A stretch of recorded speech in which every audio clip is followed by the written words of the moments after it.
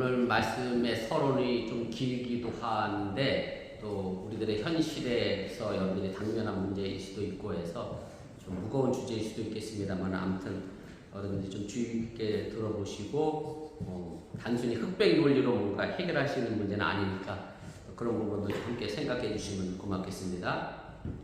제가 지난주 화요일에 아침에 커피를 마시는데 집사람하고 하와이에 계시는 젊은 집사님에게 카톡을 받았습니다. 시간이 괜찮으면 통화 좀 하고 싶다고. 요즘 스트레스를 너무 잠이 안 온다고. 시차 기사를 했어요. 애틀란타에서는 하와이는 6시간 시차가 나고요. 어번에서는 5시간 시차예요. 그럼 거긴 지금 새벽 3시예요. 그래서 제가 새벽에 웬일? 그랬더니 잠이 안 온다고. 그래서 제가 전화번호를 달라고 해서 제가 통화를 했습니다. 이 집사님하고는 이 씨는 아니에요. 이 씨는 아주 김 씨인데 이 집사님하고는 저와 좀 특별한 관계가 있고요. 제가 하와이 힐로에서 목회할 때 남편이 중앙대 토목공학과를 나와봤던 하와이 주립대로 유학을 와서 거기서 건설에서 취직을 했는데 하와이 힐로의 그 항만건설, 부두건설하는데 이제 그 회사가 납품을 받는 게 아니라 계약을 해갖고서 3년 정도 저희 섬에 와서 살면서 저희 교회를 출석을 했습니다. 지금 고등학생 큰애가 그때 기저귀 차고 다녔던 아주 어린 아이였는데 교회 오자마자 저에게 일단 한번 안기고 입에 맞추고 축다 끝나면 또 제일 먼저 강대상까지 뛰어와서 저한테 한번 안기고 그렇게 컸던 애가 지금 고등학생이 됐어요. 대학을 갈 준비가 됐고 그때 둘째를 임신하고 있었는데 산딸이 다 돼가는데 애가 거꾸로 있는 거예요. 의사가 이 상황에서는 자연분만할 수 없다.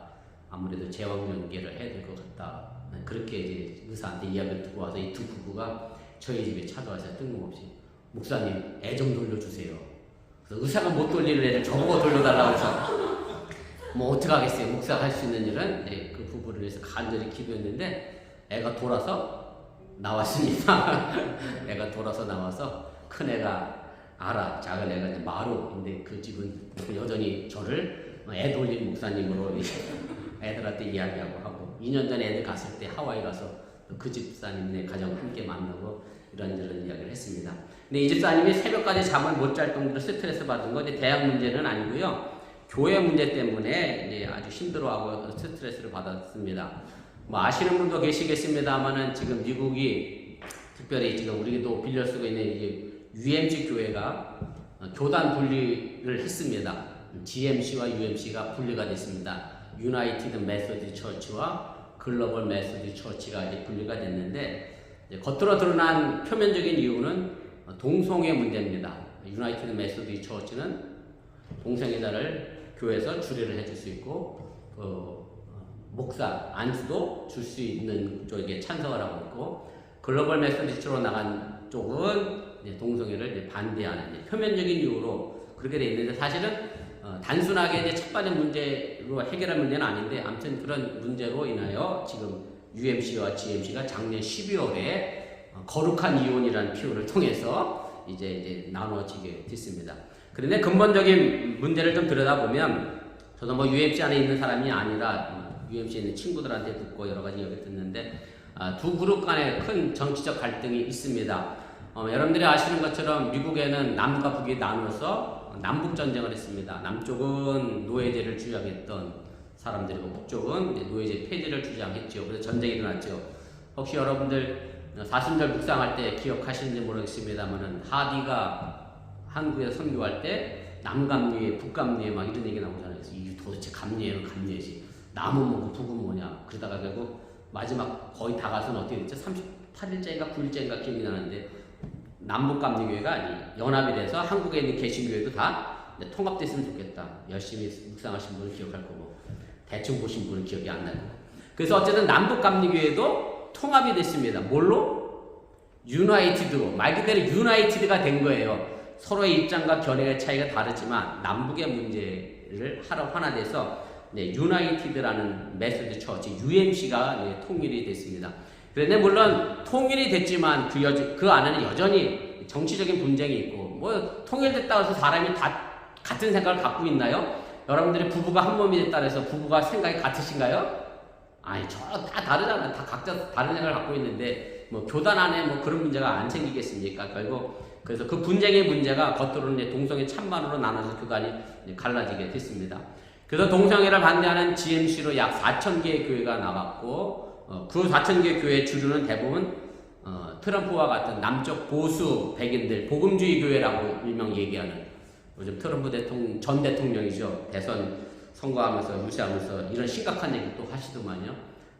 이민자들이 미국의 피를 더럽힌다라는 심각한 인종차별 발언을 지금도 계속 하고 다니는데, 아무튼 이제 그런 사람들이 이제 그 4,000개 속에 주류를 이루고요. 대부분 그럼 어디 계세요? 그 4,000개는 이 남쪽에 속하여 있는 교회 UMC가 GMC로 나가게 됐고, 거기에서 약 40개 한인 UMC가 이제 따라갔습니다. 그러니까 전체 GMC의 1% 정도밖에 되지 않는 그런 분포가 됩니다.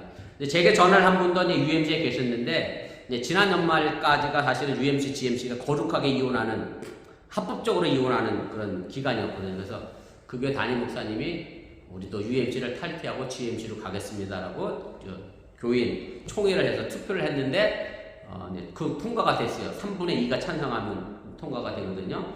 그래서 거기서부터 문제가 출발이 됐습니다. 왜냐하면 UMC에서 GMC로 가면 사실은 뭘 두고 가야 되느냐면 이 건물을 두고 가야 돼요. 여기도 지금 이번 UMC도 건물이 얼마나 많아. 근데 여기 제가 알기로 여기도 400명 정도가 GMC로 나간 걸로 알고 있거든요. 근데 UMC 교단에서 조건을 내건 것이 있는데 뭐냐면, 사실은 이게 교회 건물이라고 해서 다 개교회가 헌금해서 지은 건물이 아니라 교단에서 지원도 나오고 또 교단에서 돈도 빌려주어서 건물을 졌거든요. 그러니까 당연히 뭘 하고 가야 되겠어요? 대출 받은 걸 이제 갚고 나가야 하는 조건이 있어요. 그래서 그 대출을 해서 갚지 못하는 교회들은 사실은 나가고 싶어도 못 나가는 교회도 있고, 또 재정이 좀 넉넉한 교회는 나가기도 하고 그런데, 그 교회는 이제 그걸 지키지 않고 나가려고 하는 거예요. 나가려고 하니까, 몸만 나가려고 하니까 뭐가 자꾸 땡기겠어요. 롯의 마누라처럼 뒤에 두고 온 뭐가 자꾸 생각이 나? 이 아름다운 건물이 생각이 나니까. 그러니 건물도 가지고 가겠다고 욕심을 내니 UMC 교단 입장에서는 당연히 안 된다. 그래서 그 목사님을 파송 정지를 시켰어요. 그리고 UMC에서 다시 새로운 목사님을 보냈어요. 그래서 분쟁이 났는데, 그 집사님이 메인 반주자예요. 메인 반주자. 저희 교회 다닐 때도 반주를 하고 성가대도 했는데 메인 반주자인데, 찬양단이 나오는데 어떻게 하고 나오냐면 까만 티셔츠에다가 여기다 하얀 글씨로 UMC 아웃 이렇게 쓰고 찬양한대. 이분이 그 친정은 포항이고 원래 고신 출신이거든. 장로님 느낌 오죠? 예배가 예배겠어 이게 지금? 예배가 아니지. 구호 외치고 선동하고 싸우는데 그게 뭔 예배가 되겠냐고요. 예배가 안 된다고 자기는 어떻게 하면 좋겠냐고, 목사님 이럴 때는 어떤 해야 되겠냐고 제게 전화를 걸었습니다. 그래서 제가 이 부분을 사실 말씀드리려고 이렇게 긴 걸 얘기를 했는데, 이제 그분이 이제 이런 말씀을 하시는 거예요. 제가 그분 말에 전적으로 동감하기도 하고, 뭐냐면 정말 담임 목사님이 순수한 마음으로 자기가 믿음을 지키고 하나님의 율법에 동성애가 죄악이라고 생각이 됐다면, 사실은 건물 없어도 어디 가서 예배 드리면 돼요? 하와이? 해변 가서도 예배 드리면 되지. 왜 목사님이 교인들을 선동해서 건물을 가져가려고 하고 이런 재산 문제를 가지고 하려면서, 사실은 하와이는 여러분들이 가보셨는지 모르겠습니다만 한국에서 말 그대로 사탕수수 농장의 일제시대 때 거의 팔려오다시피 해서 그들이 해서 건물 세우고 그래서 교회를 만든 게 하와이 교회들이거든요. 그 할아버지 할머니들은 정말로 한마디도 말 못하는데 교회 아무 헌신도 하지 않은 사람들이 건물을 차지하려고 싸우는 이런 모습이 자기는 너무 가슴이 아파서 어떻게 해야 될지 모르겠다, 그런 얘기를 합니다. 그래서 제가 그 집사님에게 이런 말씀 드렸습니다. 물론 동성애 문제를 우리가 가볍게 볼 수는 없습니다. 저도 물론 찬성하는 건 아닙니다. 그렇다고 해서 동성애는 반드시 하나님께 저주받아야 될 죄다라고 이야기하지도 않습니다. 왜 제가 그러냐면, 사실은 구약 성경에 수도 없는 많은 율법들이 있는데 유독 뭐만 자꾸 그러죠? 동성애, 딴 율법 다 안 지키면서도 뭐는 꼭 지키고 싶어해? 그분들한테 그렇게 제가 묻어요. 어떤 분은 또 나한테 그래. 저는 핏째 먹지 몰라는 성경 말씀 때문에 선지 해장국을 안 먹는데. 이해되시나요? 율법 잘 지키는 사람들? 이해되시죠? 그래서 제가 그랬어요. 그분들한테는 선지 해장국을 안 먹으면 모두 먹지 말아야죠? 순대, 돼지고기 다 먹지 말아야 되는데 딴 거 다 먹으면서 뭐만 안 먹어? 자기가 이제 선지자를 먹기 싫은 거지 뭐 솔직히 그러면 되는데 그런 거죠. 사실은 저 동성애 문제도 그렇다고 생각해요. 구약 성경에 수많은 율법이 있는데 딴 건 다 안 지키면서 얼마나 본인이 율법이 철저히 잘 지켜서 이것까지도 지켜야 한다. 뭐 찬성하는 건 아닙니다만은 그런 부분에서 너무나 단순하게 동성애 문제를 바라봐서는 안 된다라는 말씀을 제가 드리려고 하는 겁니다. 그래서 사실은 우리 마음속에 아무리 목사여도 그 마음에 욕심에 채워지면 하나님의 말씀이 들어있지 않고 욕심에 채워지면 억지로라도 교인들을 선동해서 뭐 하려고 그래요? 교회 건물을 가지고 나가려고 하는 것이 문제라고 하는 얘기고, 사실은 이 집사님이 사실은 제가 보기엔 그 교회 담임 목사님보다 100번 나. 그 교회 고생해서 애쓰고 교회 건물 지었던 그 할아버지 할머니들 권사님들 마음에 상처받는 걸 생각하면 그것 때문에 잠이 안 온다는 그 마음이 사실 하나님 보시기 저는 그 목사보다 더 낫다라고 생각하는데, 그래서 내 마음속에 무엇이 채워지느냐가 정말 중요하고 그것이 내 삶의 행동으로 나타나게 된다라고 하는 얘기입니다. 흔한 말로 이런 얘기 하잖아요. 손주를 바라보는 할아버지 눈에서는 뭐가 떨어지죠? 꿀이 뚝뚝 떨어져요. 제가 페이스북에 친구로 계신 목사님이 한 분 계신데 손주 둘하고 사진을 찍으면서 아주 제가 공감하는 글을 하나 남겼어요. 뭐라고 남기셨느냐면, 아브라함이 이삭을 모리아산에 바쳤던 이유는 이삭이 아브라함의 뭐가 아니어서요? 손주가 아니어서 가능했다. 이렇게 써놨어. 오, 일명 동의가 되더라고요. 여러분들의 아들을 뭐 사랑하지 말라는 얘기는 아니라 그만큼 이제 손주가 이쁘다는 얘기죠. 그렇게 손주의 이쁜 마음이 담겨져 있으니. 오늘 아침에 나린이가 목사님을 쳐다보는 얼굴이 눈에 꿀이 뚝뚝 떨어지네. 그랬더니 제가 목사님 설교를 너무 열심히 잘 듣고 있대지. 그러면 꿀이 떨어지는 거예요. 내 마음이 뭐가 담겨 있느냐. 그런 내 집에 있는 꿀로 생각하면 목사님 뭐 말씀이 머리에 안 들어오겠지. 아무튼 내 속에 뭐가 담겨 있느냐에 따라서 내 삶의 겉모습으로 나타나게 된다라고 하는 얘기입니다. 제가 오늘 설교 제목을 항아리에 물을 채우라 라고 정했습니다. 이 항아리는 바로 사실은 우리의 마음입니다. 그리고 그 마음에 우리가 물을 채워야 합니다. 그래서 지금 여러분들 마음속에 무엇이 채워져 있는지를 좀 생각해 보면서 이 말씀을 통해 우리 자신을 좀 돌아보고 우리 마음에 생명의 물을 채울 수 있기를 주님의 이름으로 축원을 드립니다. 오늘 본문은 요한복음에 처음 나오는 표적인 갈릴리 가나의 혼인잔치입니다. 그런데 이상하게도 가나의 혼인잔치를 보면 참 궁금한 점이 여러 개가 있습니다.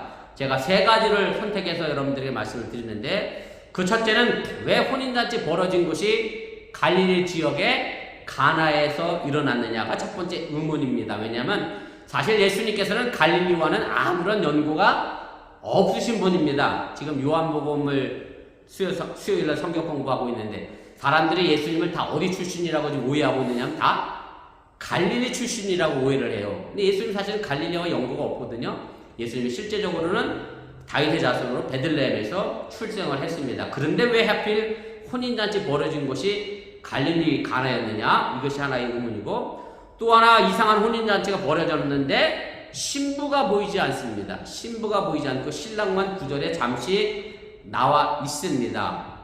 그래서 사실은 결혼식은 신랑 신부가 있어야 하잖아요. 아마 여러분들 자녀들 중에 한번 물어보세요. 오늘 뉴스에게도 내가 물어봤더니 결혼식은 남자와 여자가 있어야지 이랬더니 뭐라고 답이 나와요? 여러분 자녀들 생각들이 그래. 남자와 여자랑 결혼하는 거야. 그랬더니 뭐라냐면 꼭 남자와 여자랑 결혼해야 되나요? 예. 부부는 남자와 여자가 아니어도 된다라는 생각을 요즘 뉴스들은 가지고, 미국에 살고 있는 뉴스들은 이제 가지고 있습니다. 그래서 제가 그랬어요. 아무튼 결혼은 뭐가 있어야 돼? 남자 여자 아니어도 쌍방이 있어야죠. 둘이 있어야 결혼이 되고 부부가 되는 거죠. 이제 그런 이야기를 했습니다만은, 근데 사실은 오늘 이 결혼식에는 신부가 나오질 않아요. 신랑만 존재합니다. 또 하나 여기 이해하기 힘든 것이 있는데, 그것은 뭐냐면 예수님께서 그의 어머니를 부르는데 여자여라고 부릅니다. 있을 수 없는 얘기죠. 여러분들의 자녀가 여러분들이 여자여 그러면 그 다음은 뭐 안 봐도 비디오겠죠. 뭐 등짝이 뭐가 날 찍히든지 하겠지.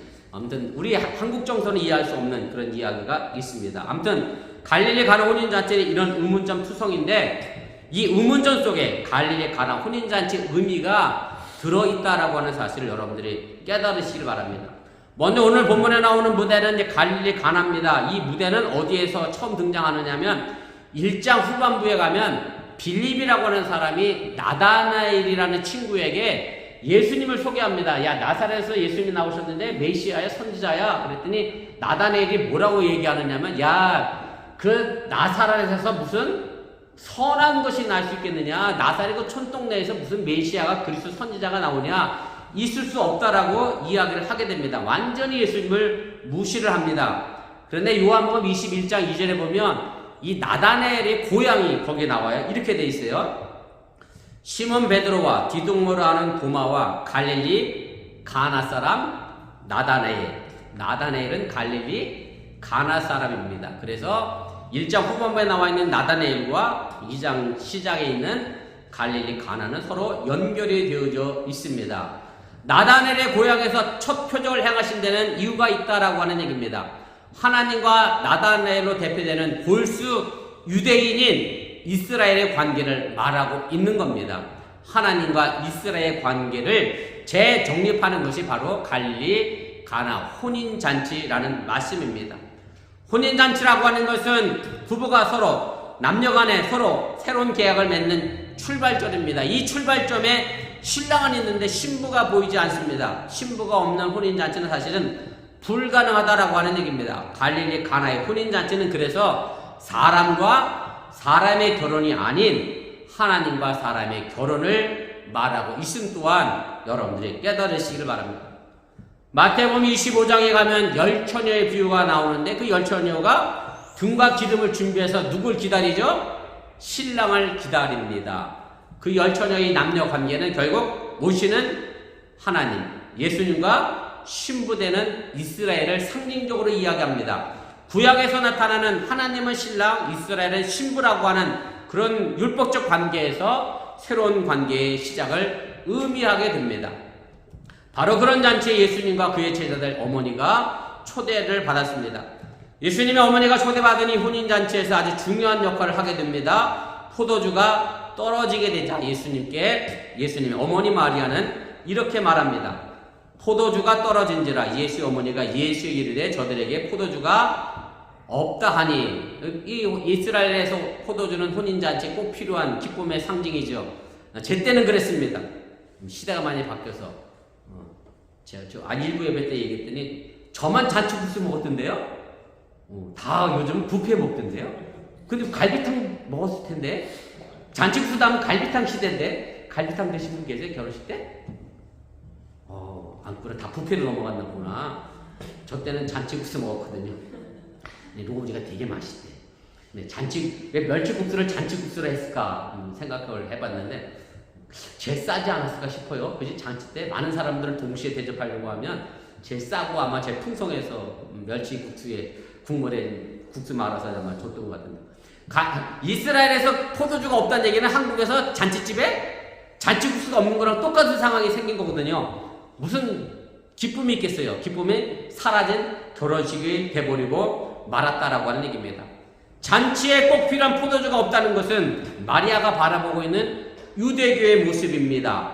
기쁨이 사라진 유대교의 현실을 마리아는 지금 보고 있는 거고 단지 웃고 즐기는 기쁨만이 아님을 여러분들이 기억하시길 바랍니다.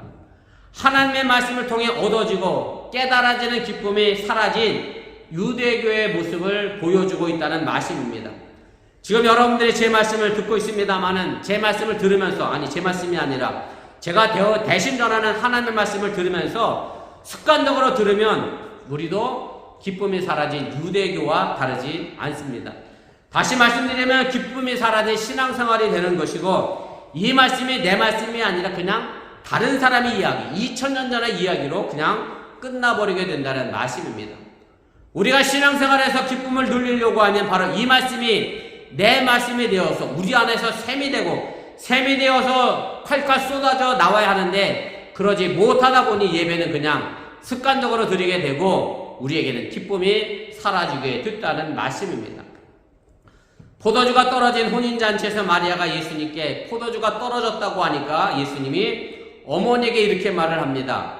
예수께서 이르시되 여자여 나와 무슨 상관이 있나이까? 제가 여자여에 초점을 맞춰져 있는 것은 아니고요. 우리의 어법과 이스라엘의 문법의 어법이 문제가 단어의 표현 차이 때문에 이런 문제가 있습니다만은 사실은 예수님이 십자가에서 돌아가실 때도 사랑하는 제자 요한에게 자기 어머니를 맡기면서 뭐라 그랬을까요? 여자여라고 그랬어요. 죽어가면서도 엄마한테 여자여라고 하는 얘기는 무슨 자식이 될 수밖에 없죠? 예수님 술의 자식 아닌 이상 어머니를 막대해서 여자여 부르라고 하는 건 절대 아님을 꼭 명심하시길 바라고, 제가 오늘 말씀드리고 싶은 것은 그 다음입니다. 나와 무슨 상관이 있나이까 이렇게 되어 있고요. 사실 이 번역이 쉽지가 않습니다. 우리 한글 성경도 그렇고 영어 성경 NIV에도 뭐라고 되어 있느냐면 Why do you involve me? 그래서 왜 나를 이 상황에 포함시켜서 나를 곤란스럽게 만드냐, 귀찮다는 식의 번역을 했습니다만은 헬라어 원문 직역을 그대로 하게 되면 이런 식의 번역이 됩니다. 이건 의역한 얘기고요. 여인이여 나는 당신에게 누구입니까? 또 반대로 얘기하면 당신은 나에게 누구입니까로 직역이 됩니다. 다시 말씀드리면 갈릴리 가나의 혼인잔치가 하나님과 이스라엘의 새로운 관계를 만들어냈던 것처럼 예수님과 예수님의 어머니 마리아와 새로운 관계를 만들어내고 있다는 말씀입니다. 좀 더 구체적으로 말씀드리면 어머니 마리아가 나를 당신의 육신적인 아들로 보면 나는 이 혼인잔치에서 포도도 떨어진 문제를 절대로 해결할 수 없습니다. 당신이 나를 하나님의 아들 예수로 바라봐야 내가 이 자리에서 이 포도 문제를 해결할 수 있습니다 라고 이야기하고 있다는 말씀입니다. 사실은 바로 이것이 기독론입니다. 신학교에 가면 조직신학이라는 학문을 배웁니다. 시스템메트릭 티올로지인가 영어로는 그렇게 되어 있어요. 말 그대로 시스템하는 거예요. 조직하는 거예요. 하나님은 떠떠떠떠, 교회는 떠떠떠떠, 그리스도는 누구, 뭐 이런 식으로 성령, 뭐 이런 식으로 조직신학이 있거든요. 기독론의 핵심 엄청나게 방대하게 길어요. 다 필요 없어요. 기독론의 핵심 뭐냐면 예수님은 나에게 뭐냐, 나는 예수님에게 뭐냐, 이 관계가 제대로 정립될 때 바로 거기에 기독론, 그리스도론이 존재하게 된다는 사실을 여러분들이 믿으시길 바랍니다. 마가복음 5장 7절 말씀에 보면 이런 말씀이 있습니다. 큰 소리로 부르짖어 이르되 지극히 높으신 하나님의 아들 예수여 나와 당신이 무슨 상관이 있나이까? 거라사에서 귀신 들렸던 사람이 예수님과 자신의 관계를 묻습니다. 예수님, 당신과 나의 귀신 들린 나와 아무 상관이 없는데 왜 나를 지금 괴롭히려고 합니까? 나와 당신과 무슨 관계입니까? 라고는 질문을 하게 됩니다. 요한복음은 끊임없이 예수님과 나와의 관계를 묻고 있습니다. 지금 이 시간에 여러분에게도 묻는 것은 예수님은 여러분에게 과연 누구입니까? 그리고 예수님에게 여러분은 누구여야 하는지 그 질문에 대한 답을 끊임없이 여러분들이 물으시기를 바랍니다. 저희 어머니가 지금 요양원에 계셔서 제가 매주일마다 저희 교회 예배를 제 설교도 따로 보내드리고 교회 전체 예배도 드리고 수요일날도 성경 공부도 보내드리고 이렇게 카톡으로 해서 제가 유튜브 영상을 보내드립니다. 아직 정신이 온전하실 때가 많이 있어서 설교를 듣고 나면 저희 어머니는 꼭 저에게 이런 말씀을 하십니다. 목사님 은혜 많이 받았습니다 라고 인사 말씀을 하십니다. 설교를 들은 어머니는 육신의 아들로서 저를 본 게 아니라 목사로서, 하나님의 일꾼 목사로서 저를 대했기 때문에 아들에게도 목사님 제가 은혜 많이 받았습니다, 목사님 설교 잘 들었습니다 라고 이야기하는 겁니다. 이처럼 관계에 대한 정립이 우리에게 필요할 때가 있습니다. 여러분들 회사에서 팀장을 하시고 남자분들은 뭐 부장을 하시고 사장을 했는데 집에 가서도 회장 노릇하고 사장 노릇하고 팀장 노릇하려고 하면 누구한테 혼날까요? 나한테 혼나. 여자들한테 혼나는 거예요. 회사에서는 과장이니 집에서도 네가 과장이냐 이렇게 나오는 거예요. 회사에서는 과장이지만 집에 와는 관계를 다시 재설정해야죠. 무슨 관계로?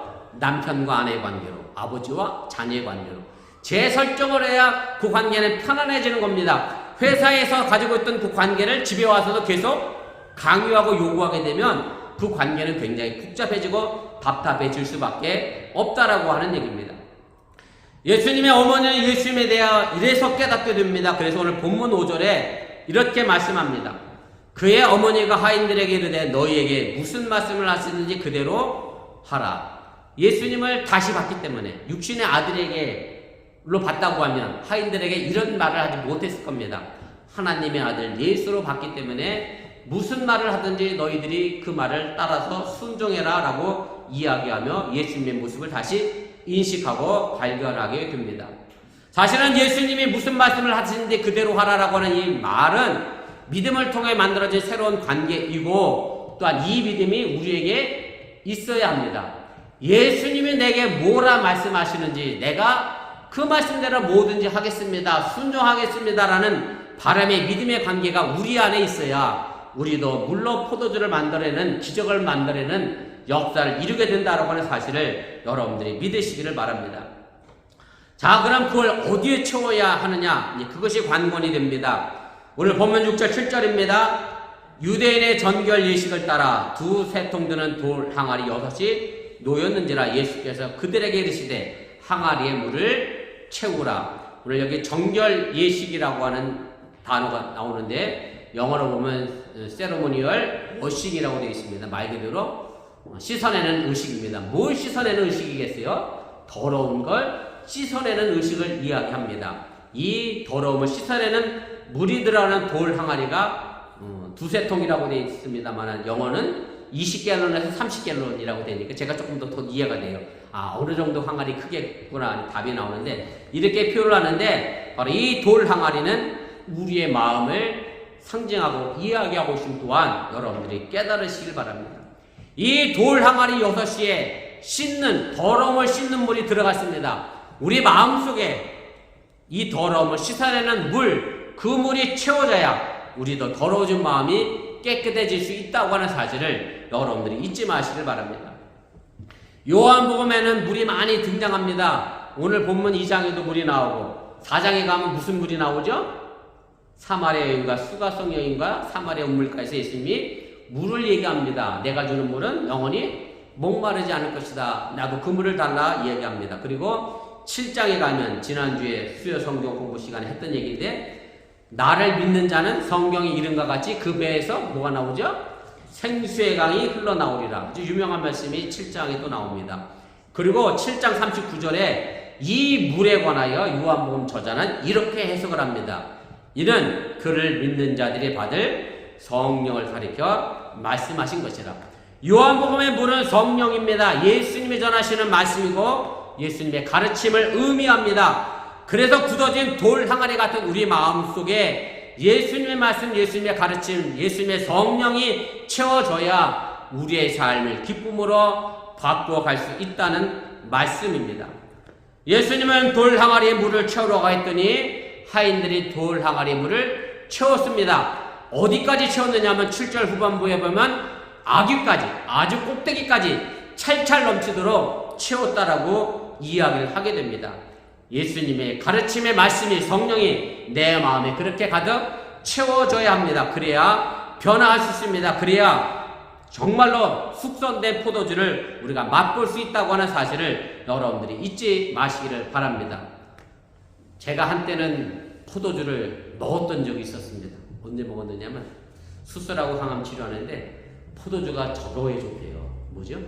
암에 좋대. 한국에서 포도주 사 먹으려니까 너무 비싸. 한국은 비쌌어요. 여기 쌌던 얘기 빨간 포도가 좋대요.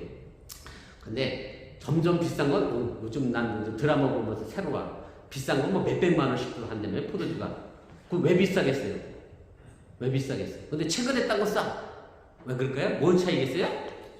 숙성의 차이라는 거예요. 이 포도주 숙성에 따라 값이 어마어마하게 차이 나는데, 제가 뭘 말씀드리려고 하는 거냐면 예수님의 말씀을 받았으면 여러분들 그 말씀을 뭐 하면 속에서 자꾸 되새기고 뭐 해야죠? 숙성을 좀 해야죠. 그래야 예수님의 말씀대로 향기대로 나가는데, 숙성 안 하면 예수님 따로 나 따로 떫은 예수님만, 떫은 맛의 포도주만 우리가 내어갈 수밖에 없다는 사실을 여러분들이 기억하시기 바랍니다. 갈릴리 가나의 혼인잔치는 하나님과 이스라엘의 새로운 관계를 재정립했습니다. 그리고 예수님과 그의 어머니의 대화는 어머니와 아들의 관계도 재정립했습니다. 그리고 항아리 물을 채우라고 하는 이 예수님의 말씀은 나와 예수님 관계에서 내가 내 마음속에 채워야 할 것이 무엇인가를 우리에게 알려줍니다.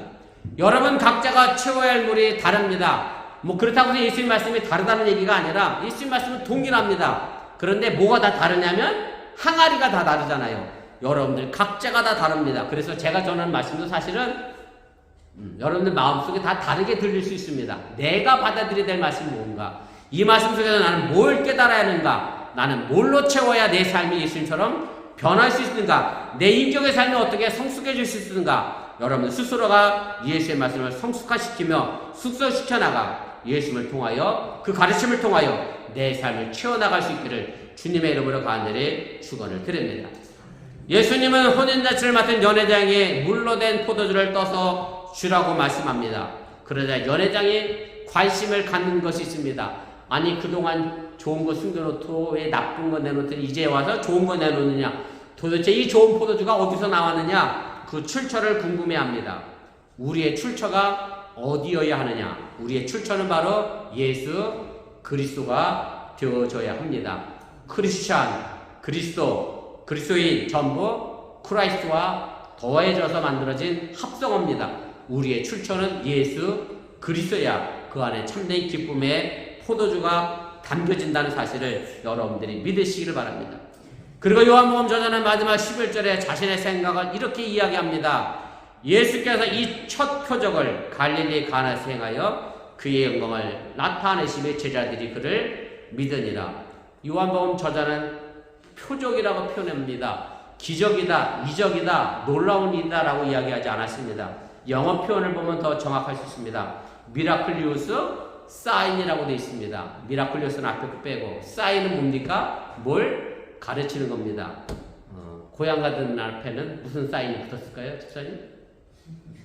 고향 가든 사인이 붙어 있습니다. 그래서 사람들이 이 식당이 고향 가든이구나 이렇게 압니다. 그런데 고향 가든 사인 간판 앞에 서서 여기 쌀이꼴이 아니네? 왜 식당이 바뀌었지? 이러면 그 사람이 뭐가 되는 거죠?